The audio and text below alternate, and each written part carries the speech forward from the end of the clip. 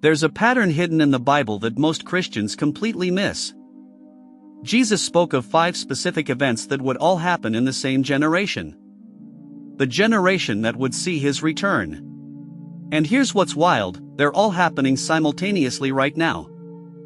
Jesus told his followers in Luke 21 verse 28, "When these things begin to take place, stand up and lift up your heads, because your redemption is drawing near."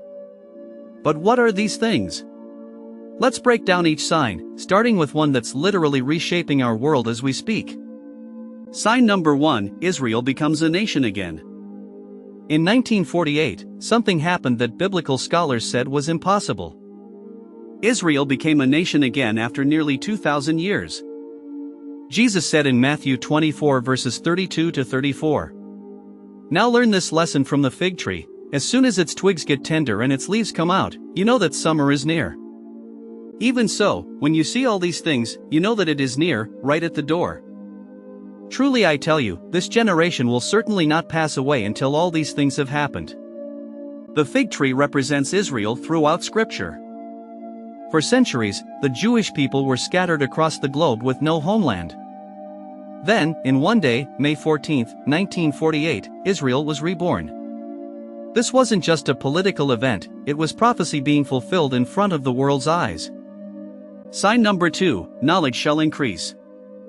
Daniel 12 verse 4 says, "But you, Daniel, shut up the words, and seal the book until the time of the end. Many shall run to and fro, and knowledge shall increase." Think about this for a second. For most of human history, knowledge moved slowly. Then suddenly, in the last 100 years, we went from horse-drawn carriages to landing on the moon. From letters taking weeks to instant messages across the planet. We're living in the information age. A person today has more knowledge in their pocket than entire libraries contained a century ago.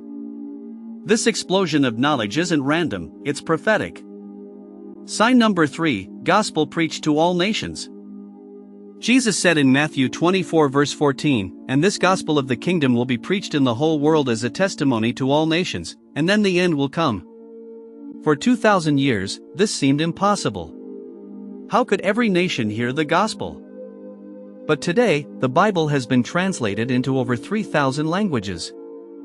Christian missionaries have reached the most remote tribes on earth. The internet allows someone in a closed country to hear about Jesus with a single click. We're the first generation in history that can actually say the gospel has reached every corner of the globe. Sign number 4, wars and rumors of wars. In Matthew 24 verses 6 to 7, Jesus warned, "You will hear of wars and rumors of wars, but do not be alarmed.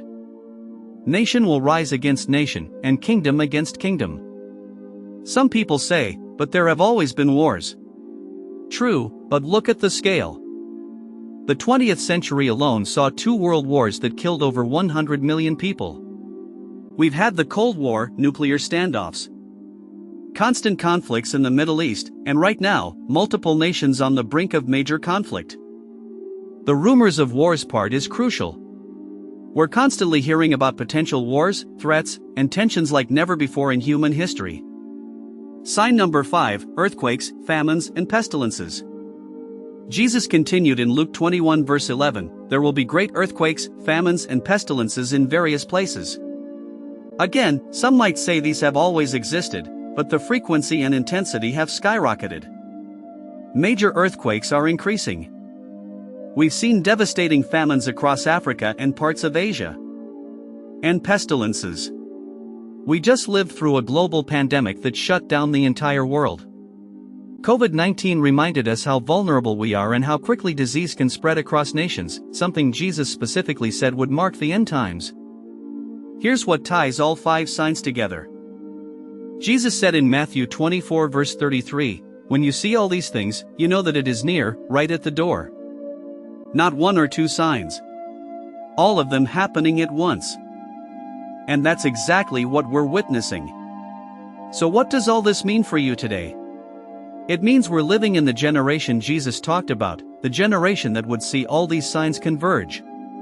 But here's the beautiful part. This isn't a message of fear, it's a message of hope.